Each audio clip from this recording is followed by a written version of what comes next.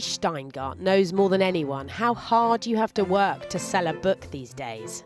So, Gary, what are we going to call your new memoir? I was thinking a heartbreaking work of staggering Jewness.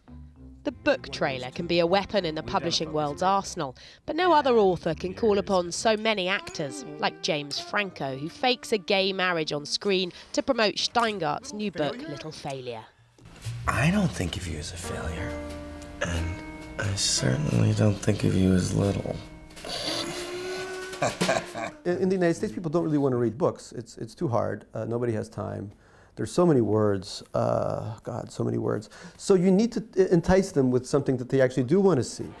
When he's not kissing James Franco, Shteyngart's busy promoting books in other ways.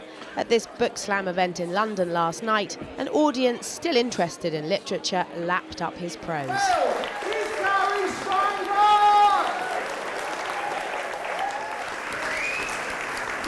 I enter the ballroom, a gap-toothed, dark immigrant wearing sweat socks and brown penny loafers, and my special and only suit, a highly flammable polyester number. Gary Shteyngart's funny, angst-ridden book is a memoir by an author whose family moved from Leningrad to New York when he was 7. A marvel of a story, says Zadie Smith. Shteyngart describes his first taste of America thus. Equivalent to stumbling off a monochromatic cliff and landing in a pool of pure technicolor. This award-winning novelist wants to sell his own books, of course, more of Little Failure later, but he's also well known in the States for blurbing, providing a quote, as Zadie Smith did for him, to put on a book cover. Why do you do it? Because you love books? Because I want people I want reading to survive, you know, especially among the youths of our respective countries. It's so hard these days. You're on the iTelephone all day long, you know, you're tweeting and Twittering and doing all these things. But I want novels, the actual thing, the books to survive. And that's why, you know, I think blurbing all of these different books, if it can, you know, you can sell another 100 copies for some young writer, get them launched, get them started, you know, that's a good thing. He's got a very... At the world's oldest literary agency, they know the power of the blurb, what the British publishing world calls the author puff or quote. And that's what helped this book become a bestseller around the world, there's no question. I mean, apart from the fact the book is brilliant. Even the most famous can use a puff, especially when it's from the President of the United States.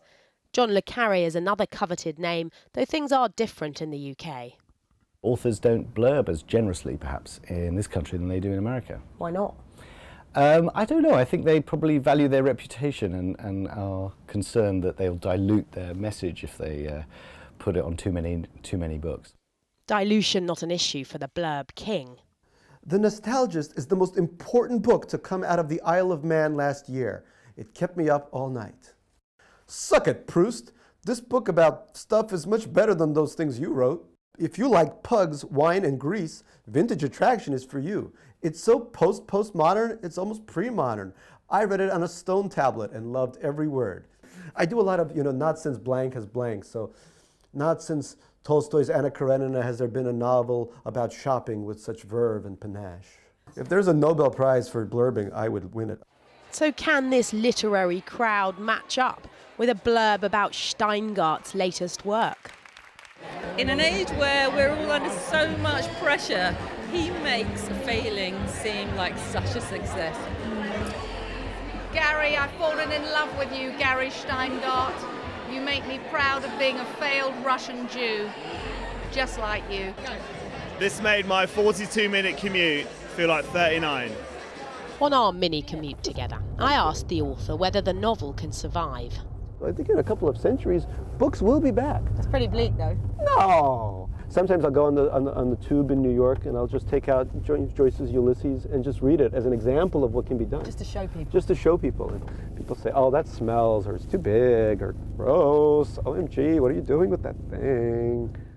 Shteyngart will do almost anything to keep books alive, including enlisting fellow novelist Jonathan Franzen as a shrink who speaks his mind.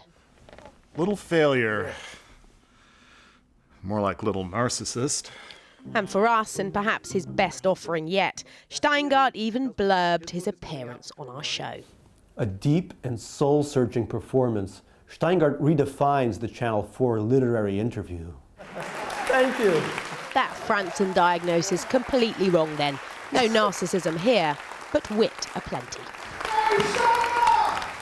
Well, now, can you compete with this prolific blurb writer?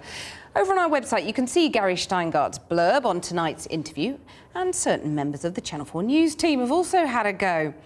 Now it's your turn. Tweet your best efforts to @Channel 4 News. And the first issue will be, can you say Shteyngart?